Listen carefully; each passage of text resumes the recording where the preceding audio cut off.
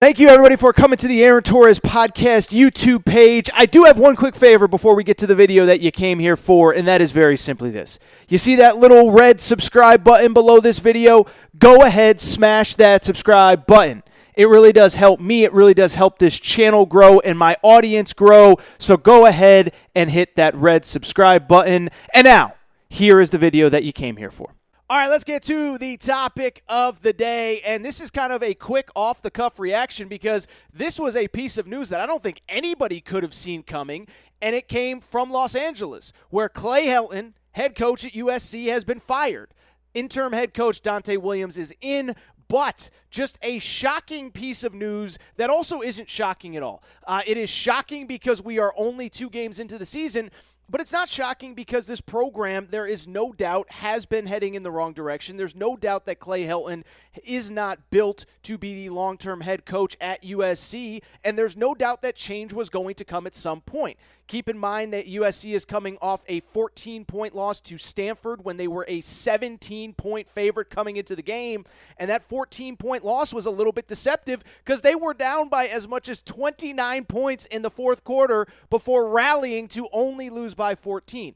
And so when you factor that in with the fact that Clay Helton is 19-14 over the last 3 seasons, the fact that those 3 seasons coincide with him losing Sam Darnold to the NFL, you start to think maybe Sam Darnold covered up a lot of warts for Clay Helton over the last couple years, and even that 19-14 record, as I explained on the Aaron Torres podcast on Monday, is a little bit deceptive since last year they went 5-1 in a COVID year, and they had 3 fourth-quarter comebacks in that game. They were down to Arizona State in the fourth quarter, they were down to Arizona in the fourth quarter, and they were down to UCLA in the fourth quarter as well, rallied to win all of them.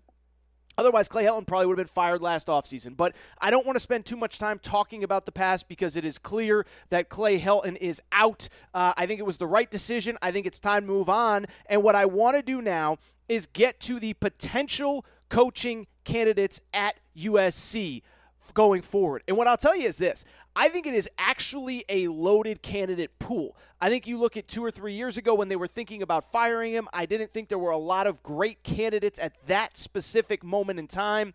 But this year, I think there are a lot of really good candidates, and I think USC is going to get a home run caliber hire, either a really established college head coach that is currently coaching somewhere else, or potentially a guy that's out of college football that has a history of success. Don't want to waste any more time, so let's get into it. The first guy, and I think the most obvious guy, might not be obvious to some people, and I think it's Cincinnati head coach Luke Fickell.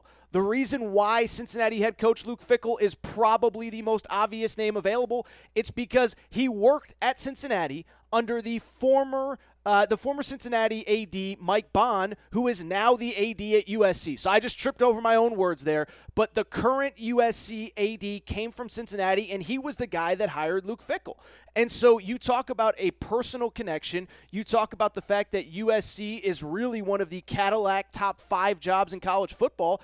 I think Luke Fickell has to listen. He is not a guy that in the past has been interested in leaving Cincinnati for kind of middle-tier Power 5 jobs. Remember a few years ago when Mel Tucker took the Michigan State job, Michigan State tried to get Luke Fickell, and he said no. So if he's not taking Michigan State, you know he's waiting for a truly elite job, and this might be the time to leave.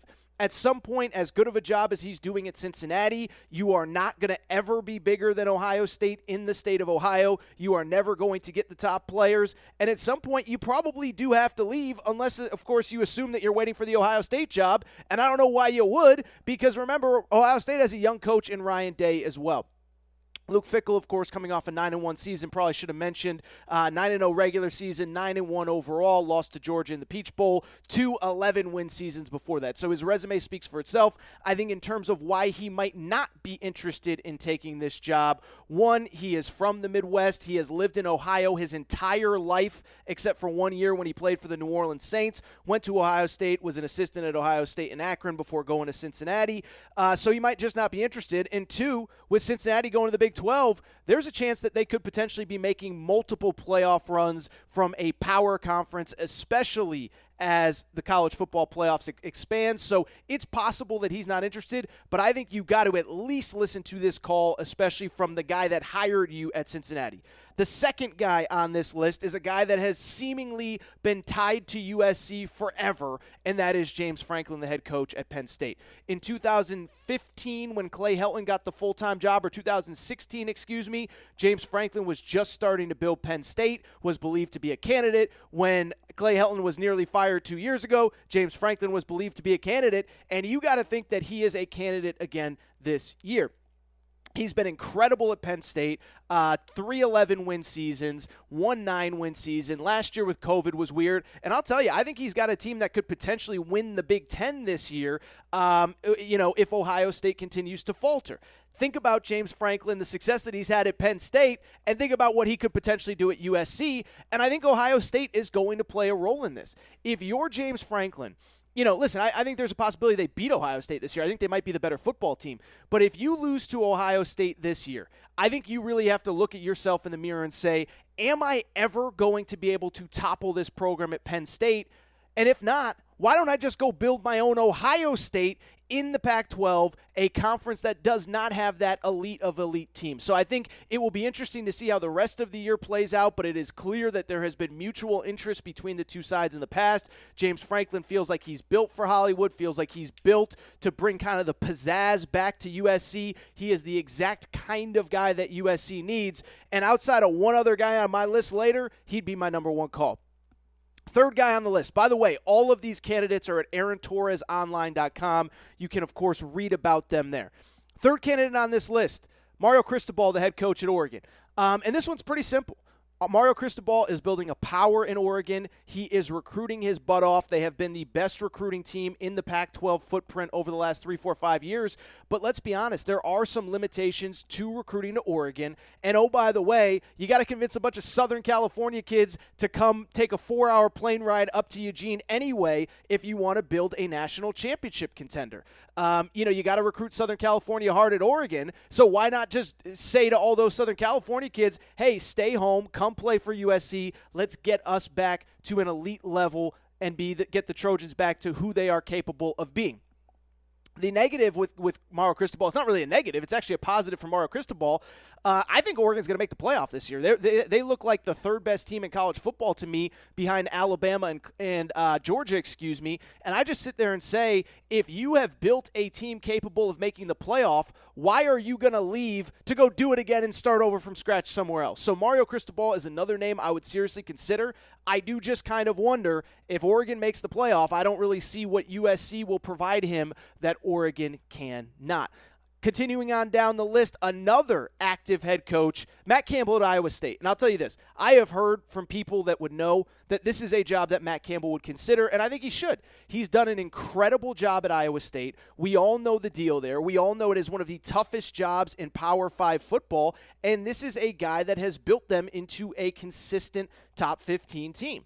I say top 15 because we saw this weekend they ain't a top 5 team. They ain't a college football playoff contender. People tried to sell them as a contender all offseason. They're just not at that level. And so I think when Matt Campbell looks in the mirror at Iowa State, he says, have I taken this program as far as I possibly can? And it's worth noting he has a bunch of seniors on this year's roster. He has a bunch of dudes that took the extra COVID year. And this is going to be a little bit of a rebuild in 2022.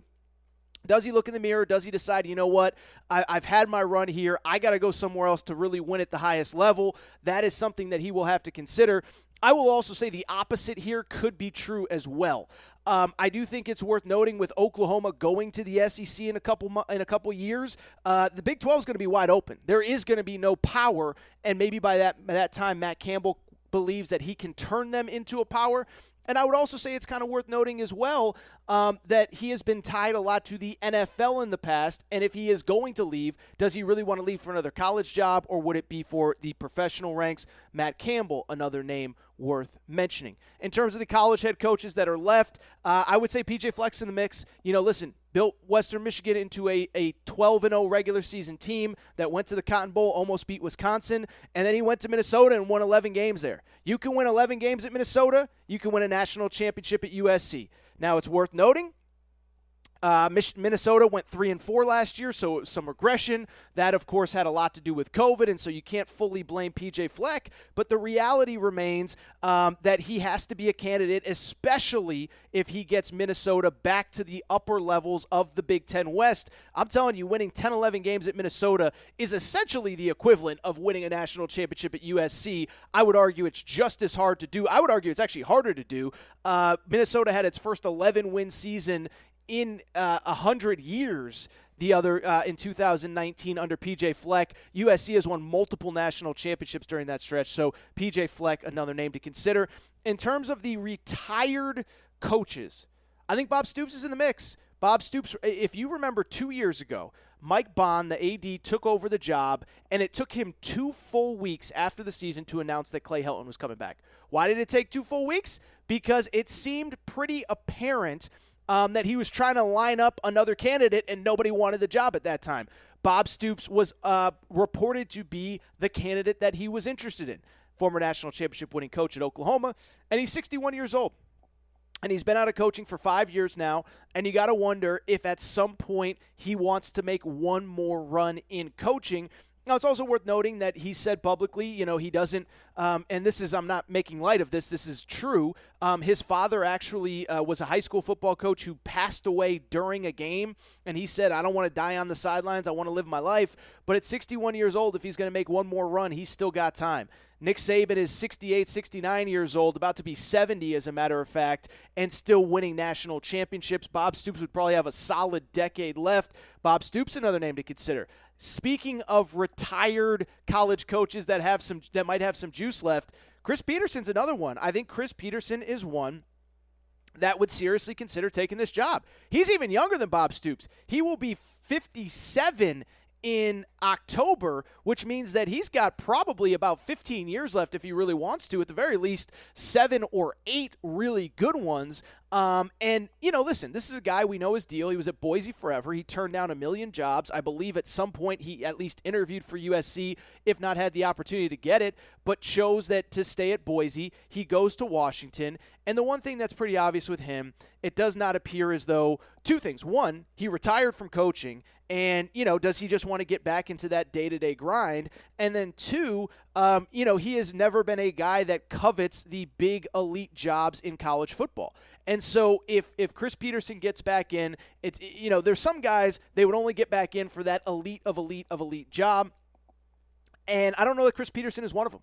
I think if he wants to coach, he'd be happy going to coach at a D2, D3 school, just as happy as he would be to go to, whoever, wherever, whatever. The point being, USC is not a school that's going to get him out of retirement any more than Boise State would or Montana would or wherever. I think if he wants to coach, he's just going to coach wherever he likes. So he's a name worth keeping an eye on, but he is obviously available. Couple other names. The first one I'll say, Cliff Kingsbury. I don't think it's crazy, okay? I had a few Trojan fans bring it up to me over the weekend. Cliff Kingsbury, never forget, was the Trojans' offensive coordinator for about 10 minutes a few years ago. When Clay Helton, again, I keep going back to when he almost got fired, they decided to keep him, give him more money for the staff, shake up the coaching staff.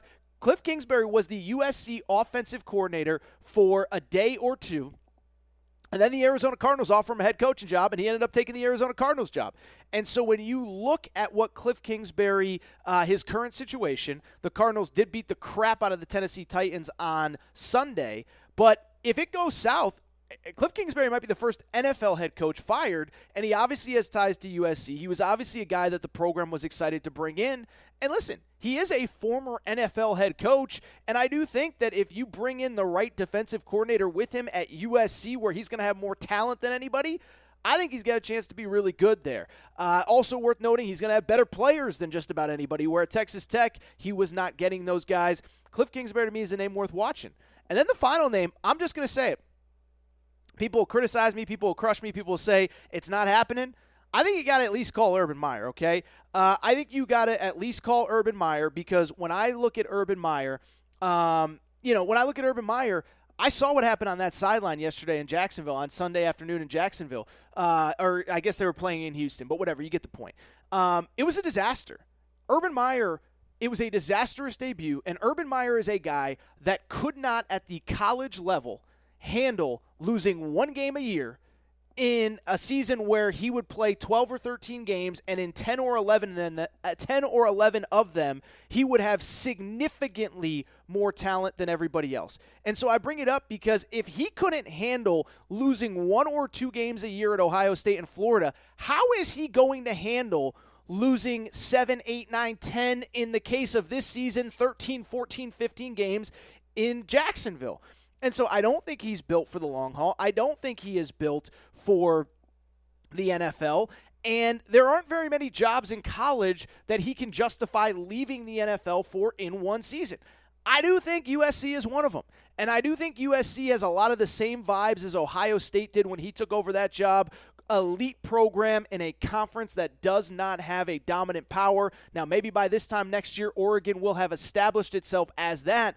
But there is some wiggle room for Urban Meyer to come in and have immediate success at USC, and I believe in 2 years get them back. They have so much talent, you could get them into the college football playoff conversation.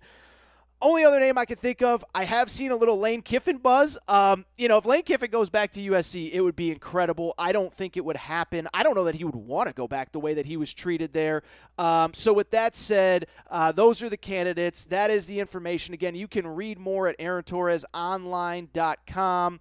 AaronTorresOnline.com. But again, here are the candidates that I gave you. Luke Fickell, Cincinnati. James Franklin, Penn State. Mario Cristobal, Oregon. Matt Campbell, Iowa State. PJ Fleck, Minnesota. Bob Stoops, Oklahoma. Chris Peterson, Boise State. Washington, former head coach. Bob Stoops, of course, the former Oklahoma head coach. Cliff Kingsbury, Arizona Cardinals head coach. Urban Meyer, Jacksonville Jaguars head coach. If you like this video, do me a favor. Subscribe to the Aaron Torres Podcast YouTube channel. New videos popping all the time. Also, make sure to subscribe to the Aaron Torres Podcast, where we do 3 episodes a week. Thank you.